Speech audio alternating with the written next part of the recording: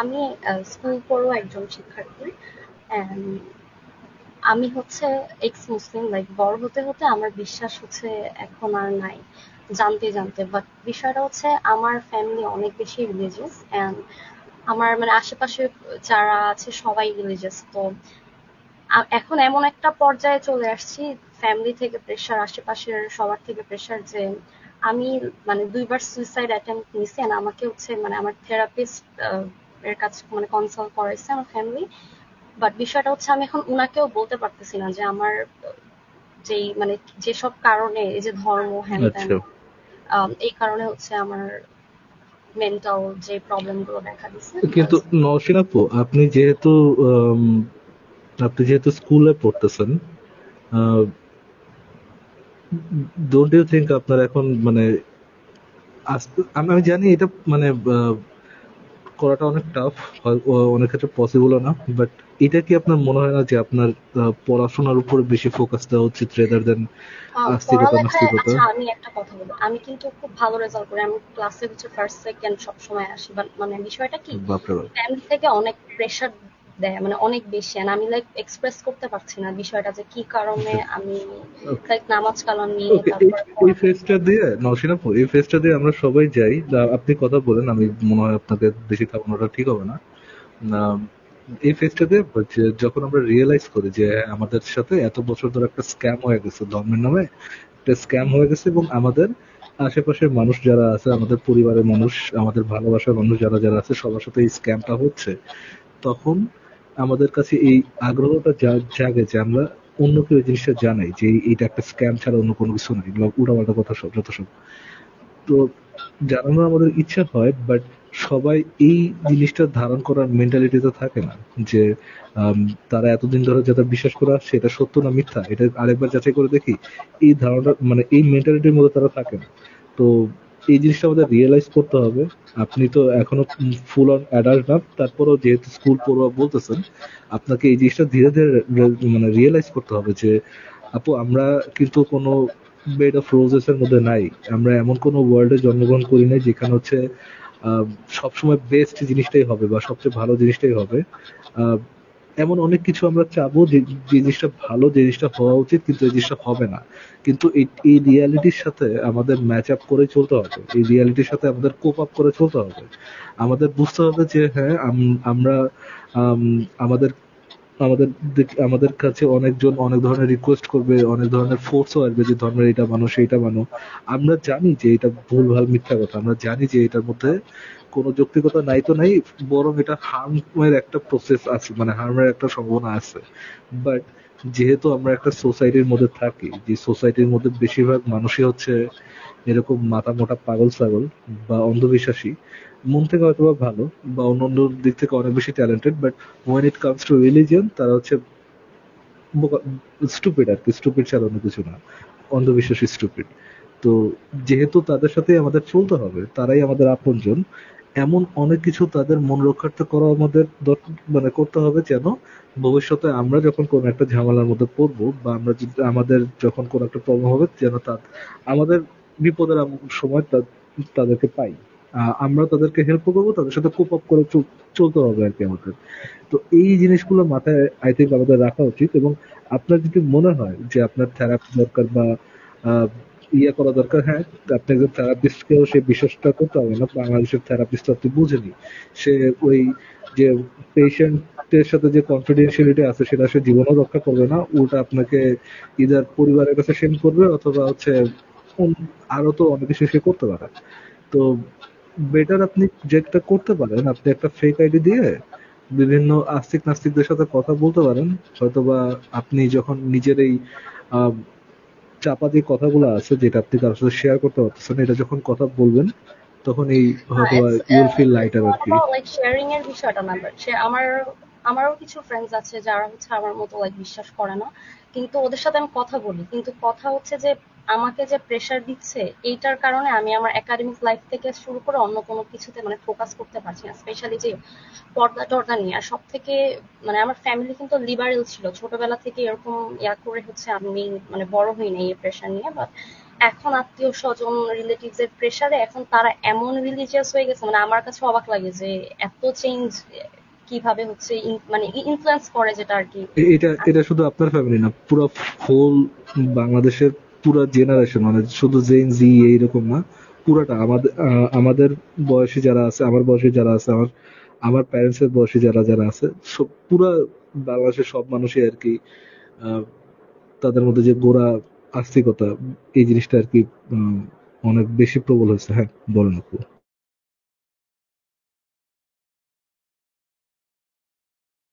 নওশীন আপু।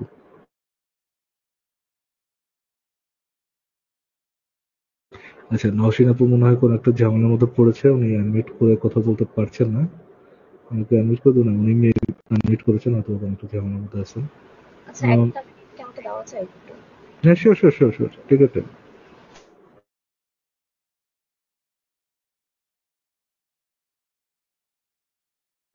চিন্তা করেন। Good. ধর্মের এই ঝামেলাটা এখানেই আসে ভাই। আপনি যে কোনো কিছু বিশ্বাস করে মজা পান, ভালো লাগে, আপনার আপনার একটা সাহস আসে, জীবনে একটা হোপ আসে, দ্যাটস ফাইন, কোনো সমস্যা নেই, এটা আপনি করেন।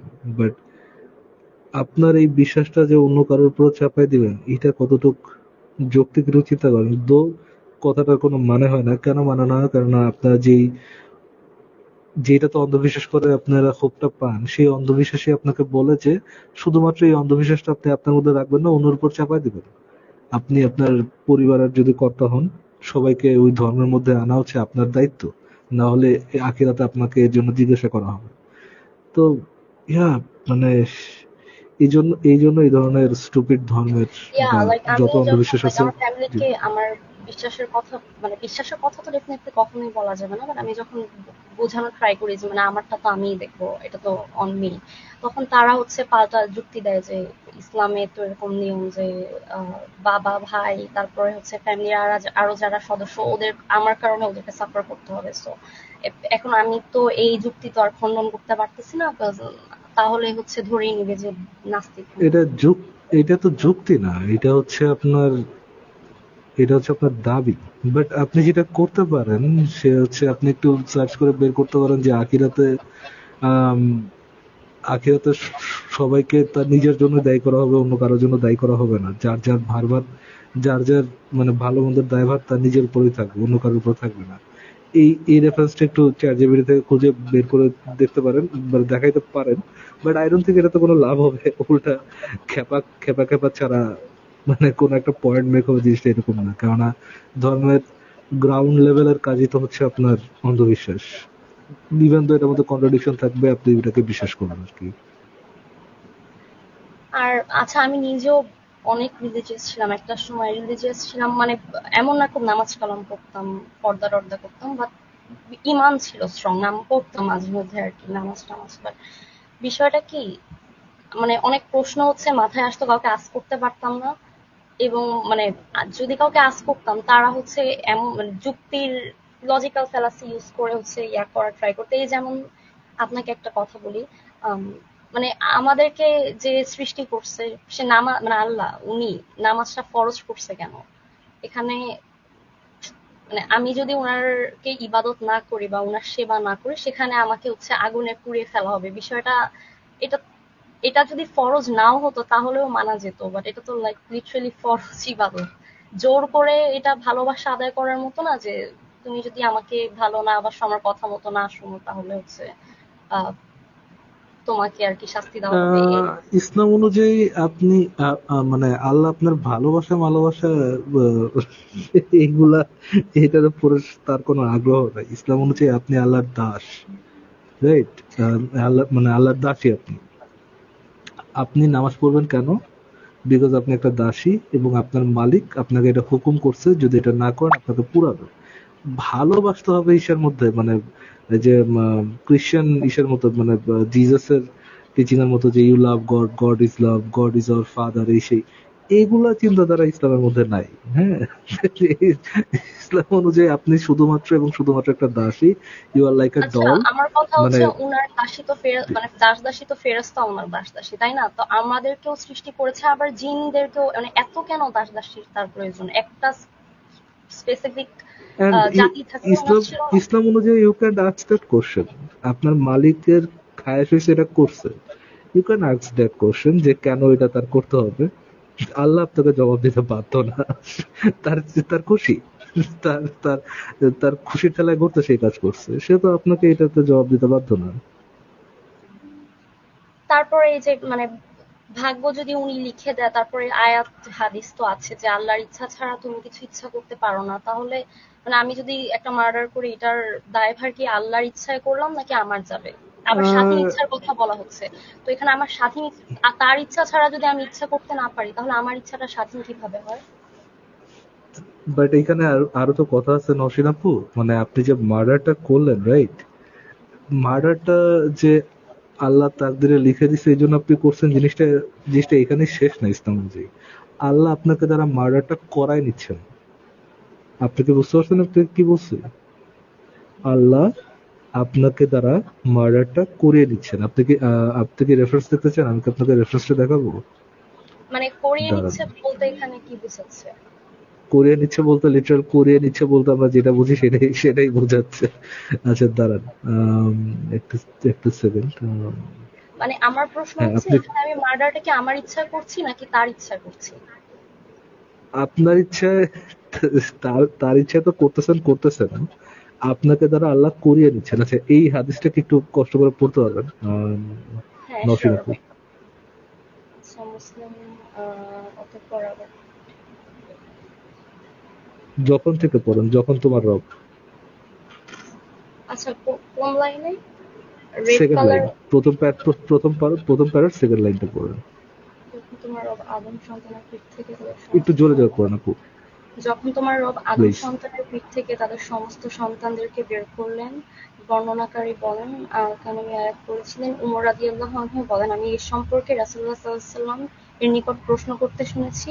রাসূলুল্লাহ সাল্লাল্লাহু আলাইহি ওয়াসাল্লাম বলেছেন, মহান আল্লাহ আদম আলাইহিস সালামকে সৃষ্টি করার পর স্বীয় ডান হাতে তার পিঠ বুলিয়ে তা থেকে তার একজন সন্তান বের করে বললেন, আমি এদেরকে জান্নাতের জন্য সৃষ্টি করেছি এবং এরা জান্নাতবাসীর উপযোগী কাজই করবে। অতঃপর আবার তার পিঠে হাত বুলিয়ে একজন সন্তান বেরিয়ে এনে বললেন, এদেরকে আমি জাহান্নামের জন্য সৃষ্টি করেছি এবং জাহান্নামীদের উপযোগী কাজই করবে।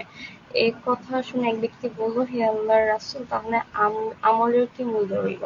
রাসূল সাল্লাল্লাহু আলাইহি ওয়াসাল্লাম বললেন, মহান আল্লাহ যখন কোনো বান্দাকে জান্নাতের জন্য সৃষ্টি করেন, তখন তার দ্বারা জান্নাতবাসীদের কাজই করিয়ে নেন। শেষে সে আরেকবার জান্নাতীদের একটু কাজ পড়েন। করে এই এই শেষে এই লাইনটা আরেকবার এই লাইনটা আরেকবার পড়েন। মহান আল্লাহ যখন কোনো বান্দাকে। মহান আল্লাহ যখন কোনো বান্দাকে জান্নাতের জন্য সৃষ্টি করেন, তখন তার দ্বারা জান্নাতবাসীদের কাজই করিয়ে নেন। সো আচ্ছা, তো বিষয়টা হচ্ছে জান্নাতের, আমার জন্মের আগেই তাহলে উনি আমাকে হয় জান্নাতের জন্য সৃষ্টি হ্যাঁ হ্যাঁ করেছেন। হ্যাঁ হ্যাঁ হ্যাঁ, এটা এটা এটা পরে শেষ করেন। শেষে সে জান্নাতীদের কাজ করেই মারা যায়, আর আল্লাহ এর বিনিময়ে তাকে জান্নাতে প্রবেশ করান।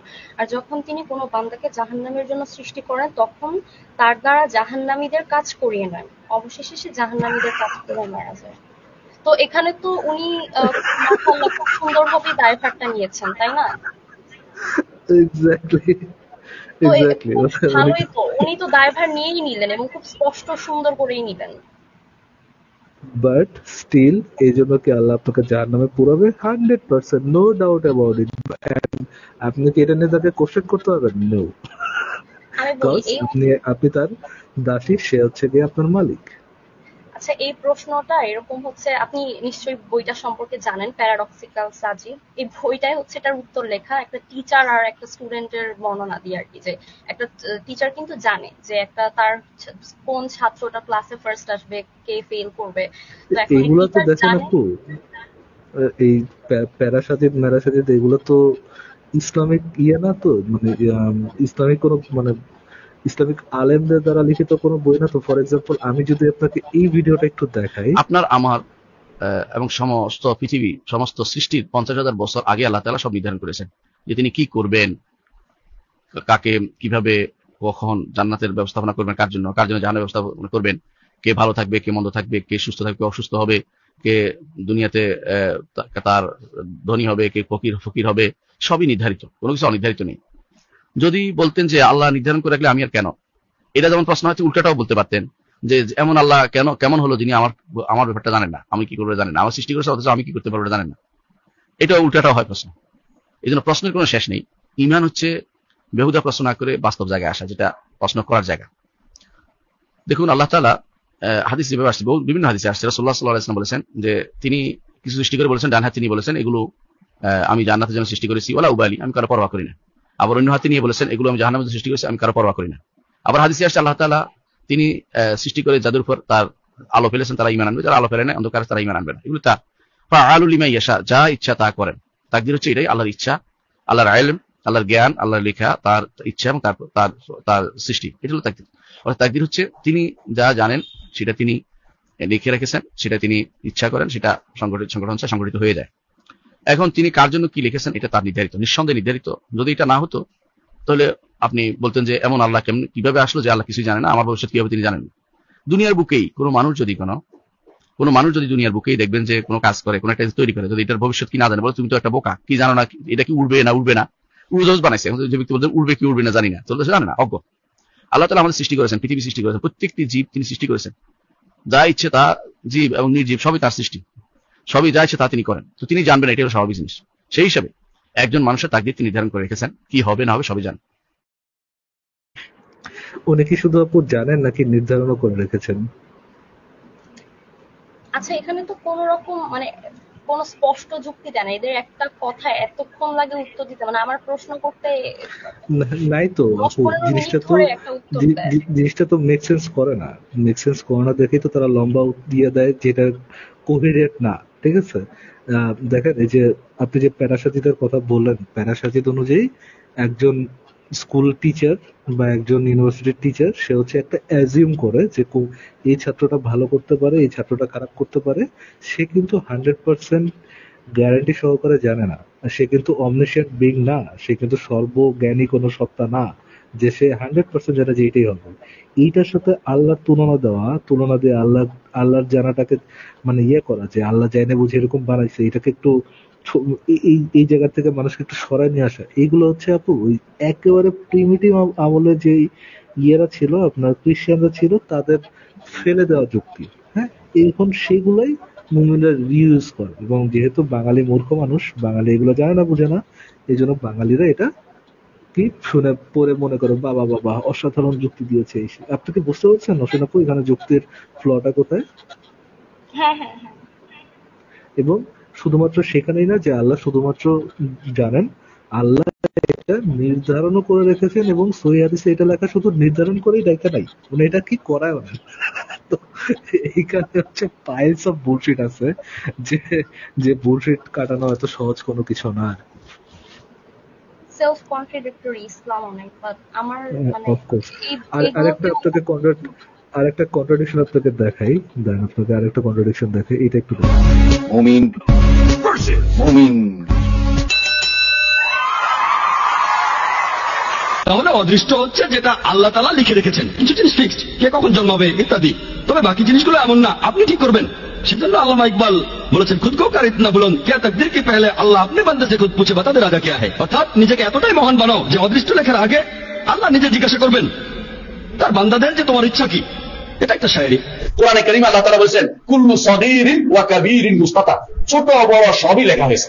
অনেকে বলে কি, বলে জন্ম মৃত্যু বিয়ে তিনটা লেখা হয়েছে, ও বেটা গাধা, জন্ম মৃত্যু বিয়ে না, প্রত্যেকটি জিনিস লেখা হয়েছে। কিছু জিনিস ফিক্সড, কে কখন জন্মাবে ইত্যাদি, তবে বাকি জিনিসগুলো এমন না, আপনি ঠিক করবেন। অনেকে বলে কি, বলে জন্ম মৃত্যু বিয়ে তিনটা লেখা হয়েছে, ও বেটা গাধা, জন্ম মৃত্যু বিয়ে না, প্রত্যেকটি জিনিস লেখা হয়েছে। মাশাআল্লাহ, আমাদের বেটা কি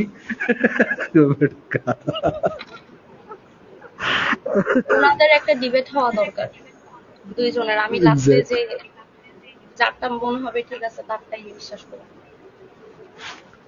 তো আসিফ ভাই চলে আসেন, থ্যাংক ইউ আসিফ ভাই চলে আসার জন্য। তো আমরা একটু তাকদীর নিয়ে আপুর সাথে আলোচনা করতেছিলাম যে তাকদীরে আছেটা কি। আচ্ছা না, বলে কিন্তু না অনেকে যে আমার ইচ্ছা, মানে আল্লাহ নির্ধারণ করে রাখছে, বাট ইচ্ছা আমার, আমার ইচ্ছা হলে আমি করতে পারবো, তাহলে না ইচ্ছা করলে করতে পারবো না। তাহলে আবার আয়াত আছে, হাদিস নাকি আয়াত আছে কিন্তু আল্লাহ কিন্তু যে নওশিন আপু, আল্লাহ তো শুধু ইচ্ছার উপরে ইয়ে না, আল্লাহ কি করেছেন, নির্ধারণ করে রেখেছেন। এবং আল্লাহ কি করান, আল্লাহ করিয়ে নেন। এখন আপনার যুক্তি দেন নওশিন আপু। আমি তো নিজেই বুঝতে পারি না, তার তার ইচ্ছা ছাড়া আমি ইচ্ছা করতে পারি না, আবার আমার স্বাধীন ইচ্ছাও আছে। সো মানে কোনটা আমি মেনে নিব? আপনি তো আপনি তো অ্যাডাল্ট না, অ্যাডাল্ট হলে আমি আপনাকে একটা একটা ছবি দেখাইতাম। আহ, দাঁড়ান, দাঁড়ান দেখি এটা পাওয়া যায় কিনা। আম,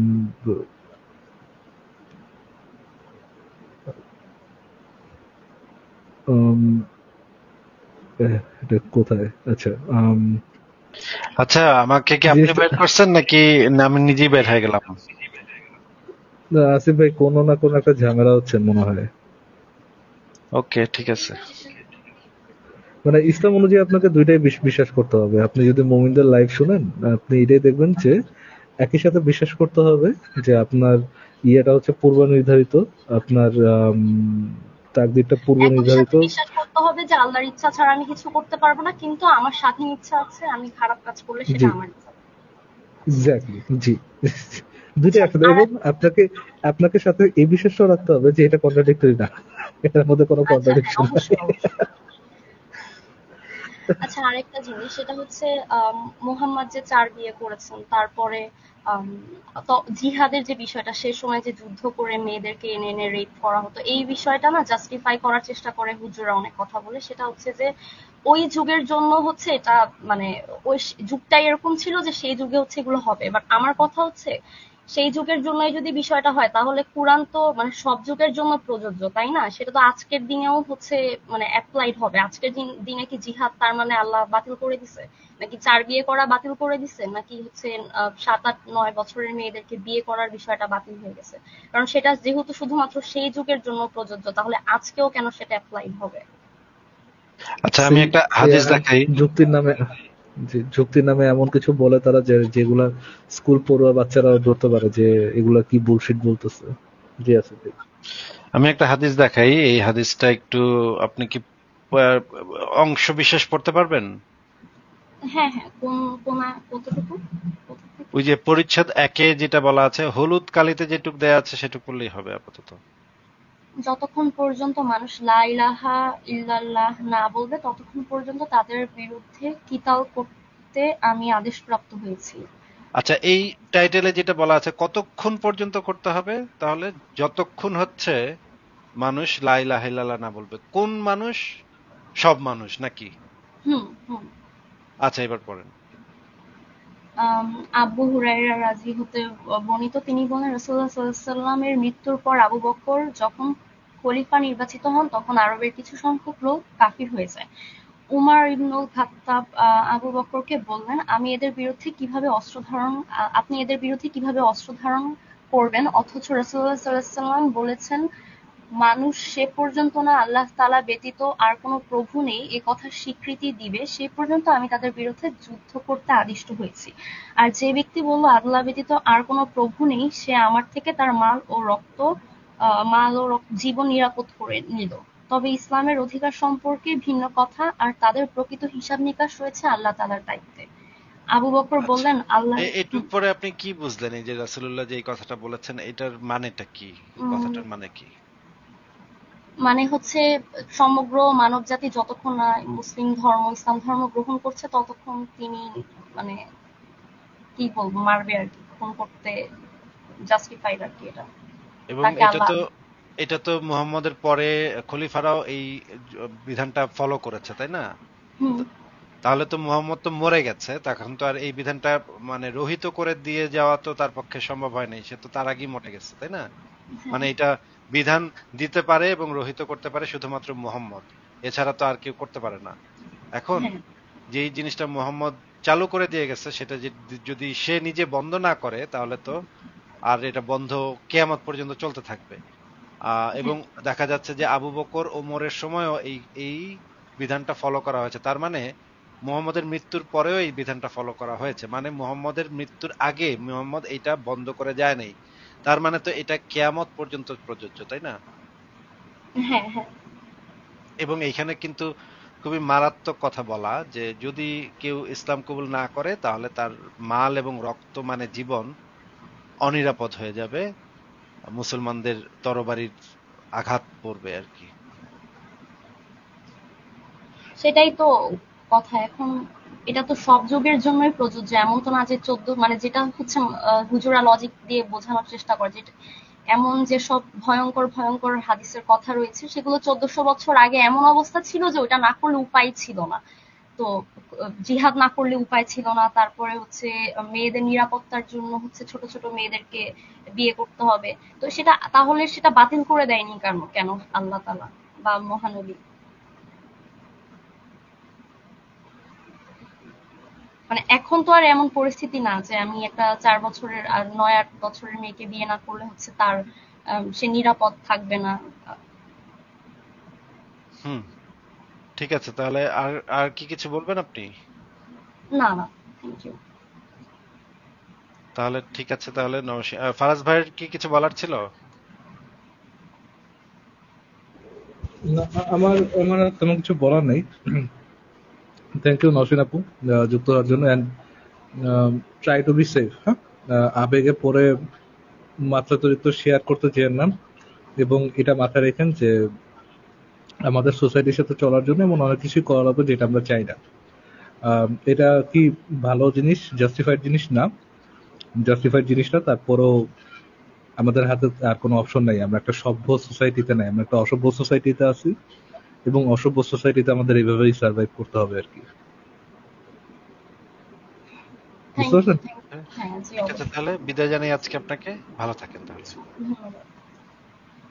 আচ্ছা, পরের জনকে দেখি। শাওন, শাওন আপনাকে দাঁড়ান দাঁড়ান দাঁড়ান দাঁড়ান দাঁড়ান, সরি সরি সরি, মিস্টেক হয়ে গেছে।